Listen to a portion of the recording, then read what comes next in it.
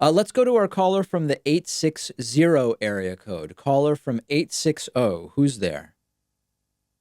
Hi, David. It's Joe from Connecticut. Hey, Joe. Hey, I got a question for you. So I know that you're more on the social democrat side. I would kind of say I'm kind of more of a pragmatist, sort of moderate, but I enjoy hearing your perspective. I would love to hear your perspective on the fact that in Sweden, they don't have an inheritance tax, and they also don't have minimum wage laws, but they do have high taxes and a pretty robust social safety net. Yes. So, I mean, you just want my general thoughts about that reality, or did you have a particular question about it? Well, I would, I guess, love to hear your thoughts on the fact that their business climate, as well as other countries in the Nordic countries like Scandinavia, like Denmark, Sweden, Norway, they have a better business climate, but they have much higher tax rates on individuals, which is why they can afford the robust social safety net that they have. At least that's my understanding. I would love to hear your thoughts on that. Yeah, that's generally true. I mean, so there's a couple different things. One, they don't have the inheritance tax. I don't think that is a blanket statement that applies in all cases to all people in all of the countries you mentioned. But to the extent that it does exist, you reduce the need for an inheritance tax when you have a more robust system of taxation and a more robust social welfare system. You reduce the need to have as aggressive inheritance taxes. That's number one. You're right that minimum wage laws are much more limited in some of those countries.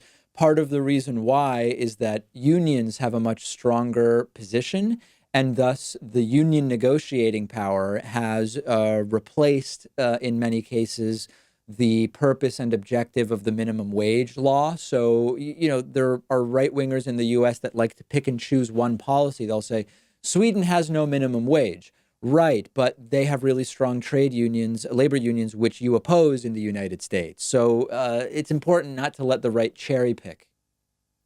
Of course. And I guess to kind of piggyback off of that, something else in Sweden that I would also include other countries in Europe, with maybe the exception of the United Kingdom, is that while they do have universal health care, which I think if the Republicans were smart, they would adopt the position of wanting to endorse universal health care, but it's not run by the state per se. A lot of the health care is run through private companies, and at the same time, too, there's the innovation from being done through private companies.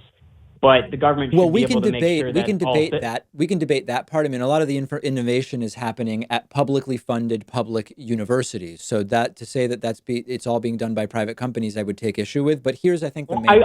I wouldn't say all. But hold on. Right. Here's, I think, I wouldn't the say most it's all important private, thing about this. Okay. The most important thing, I think, is that there are a number of different ways in which Western developed nations have figured out how to get healthcare to everybody.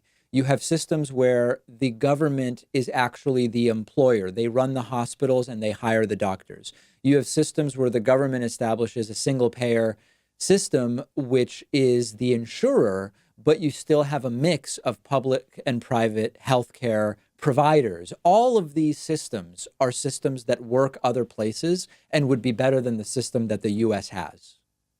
Totally. And I think that, once again, I'm not going to say that Republicans are completely off the rails on this, but no, they are. If they were smart, I'll grant you that the Democrats probably have more of a winning position on this. But I think it would be smart for them to adopt this, because this is where they lose a lot on the issue of healthcare.